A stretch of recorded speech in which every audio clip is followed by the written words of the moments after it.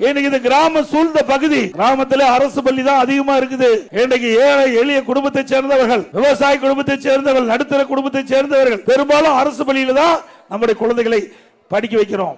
அந்த பள்ளியில படிக்கின்ற மாணவருடைய கனவு மருத்துவராக வேண்டும் என்று. ஆனால் நீட் தேர்வுல 2017-18 ஆண்டு வெறும் 9 பேர் தான் நீட் தேர்வுல தேர்ச்சி பெற்று அந்த மருத்துவ கல்வியில் சேரக்கூடிய வாய்ப்பு கிடைத்தது.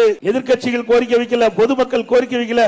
அனைத்து இந்திய அண்ணா திராவிட முன்னேற்ற கழக அரசு பள்ளியை படித்த மாணவர்கள் மருத்துவராக வேண்டும் என்ற ஒரே அடிப்படையில் 7.5% உள்ளிடஒதுக்கீடை கொண்டு வந்து சட்டம் இயற்றப்பட்டு அமுல்படுத்தப்பட்டு இன்றைய தினம் 2818 பேர் இன்றைக்கு இந்த திட்டத்தின் மூலமாக இன்றைக்கு மருத்துவ கல்வி கிடைக்கக்கூடிய வாய்ப்பை ஏற்படுத்தியிருக்கிறோம். இதுதான் அதிமுக அரசாங்கம்.